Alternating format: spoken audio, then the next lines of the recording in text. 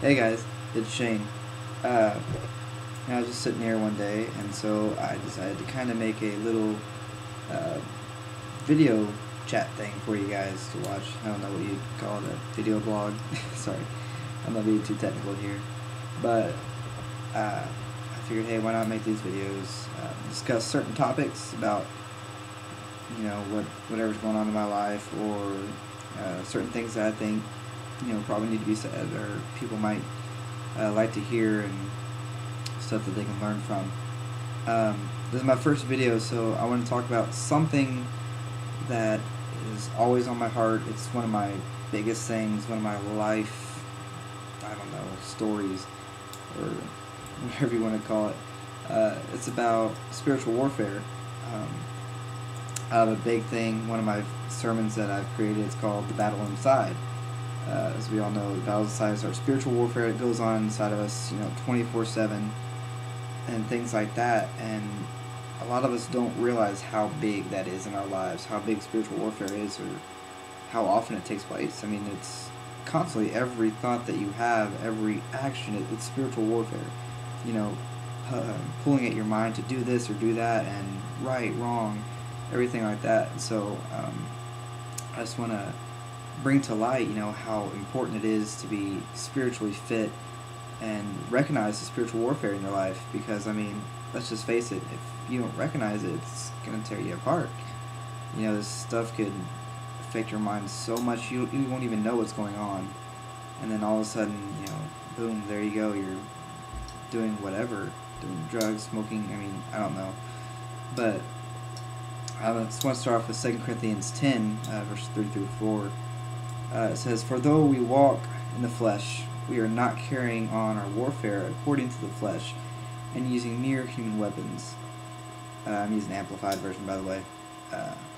"For the weapons of our warfare are not physical, but they are mighty before God for the overthrow and destruction of strongholds." You see, as it says there, I mean, spiritual warfare can put strongholds in our lives that hold us back from what God really wants. And it can really bring us down, these strongholds, how strong they are.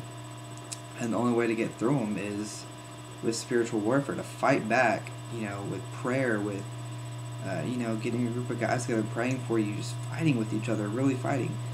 I was kind of talking about this with my roommate, Marcus, the other night, how not many of us Christians actually fight for each other. I could probably count on one hand how many people have actually told me, "Shane, I fight for you, I pray for you." Not just regular praying, but I pray for you. I get on my knees before God, and, I'm fighting spiritual warfare for you with things that go on in your life, and things like that. I mean, that's fighting for someone. And I've had a few people actually tell me that they do fight for me spiritually, and it is very comforting to know that people do pray for me. I mean, for you, I mean, wouldn't it be comforting to know, man, this person's praying for me, they're really praying for me, it's great, that, they're helping me break strongholds, they're helping keeping me going and keeping me strong. It's just a great thing to have, and, not many of us tell each other that very often. And so I think it is, as Christians, with our close friends, the ones that we do pray for, let them know that you're helping them. Let them know that you're fighting with them. It's just a great comfort. I mean, once my roommate first told me that, the first time he told me that, I was like, wow, that's so awesome, man. You're fighting for me. I mean, it's just great. Also, part of spiritual warfare is not just the praying part, but being spiritually fit.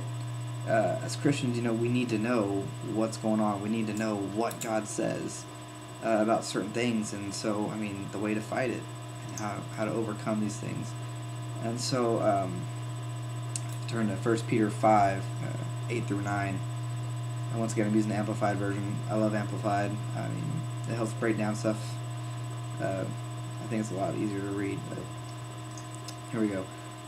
Peter 5, 8 through 9. "Be well balanced, temperate, sober of mind.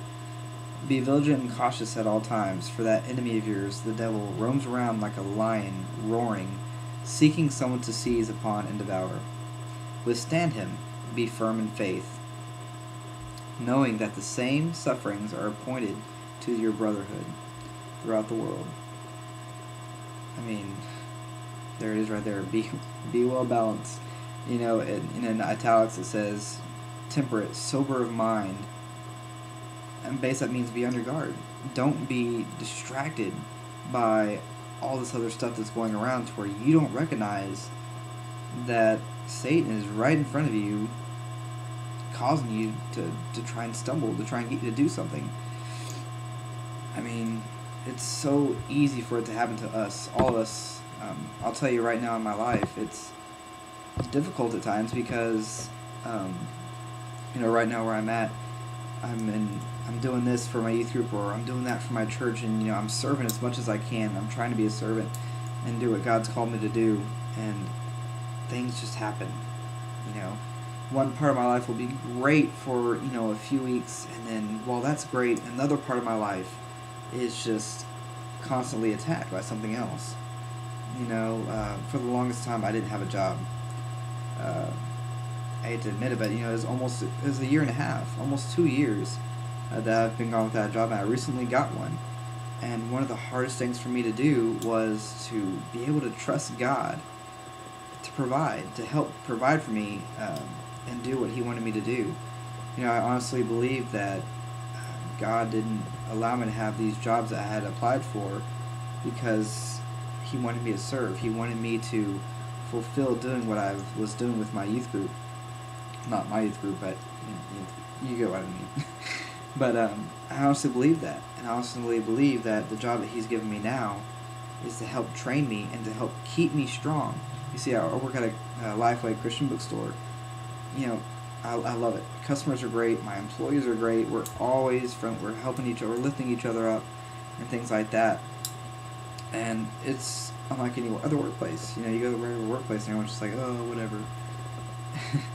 But, this place is actually amazing. I love it, like I said, and I believe that God had put me there at this time, realizing that I'm going to need some kind of extra help along the way to help keep me going and keep me strong, which is what we do, which is amazing. But anyways, what's going on in my life?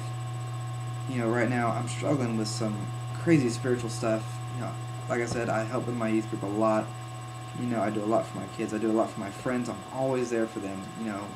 Whether I'm praying for them, helping them through whatever comes along the way. And sometimes I forget about what's going on in my life.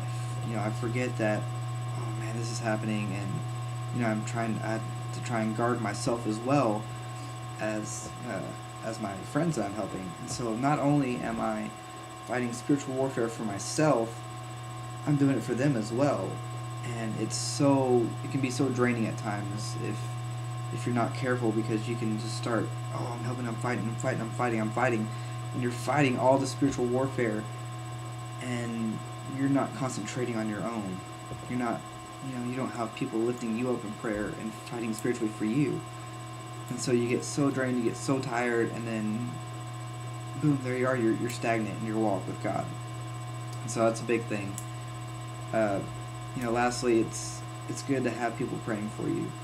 I'll probably close with this. I probably already said this, but it's good to have a friend with you who is spiritually sound, who loves God with all their heart, and who will be there to fight for you. Not physically, of course, but, spiritually, to be able to pray for you, and to where you can call them and say, hey, look, this is what's going on in my life. I need some prayer. I need some help. What do you think about this situation? And, as Christians, we should always be there for each other like that. There should be no hesitation to where we say, I will pray for you. I am here for you. You're my brother. You're my sister. I'm there for you. That's the way it should be.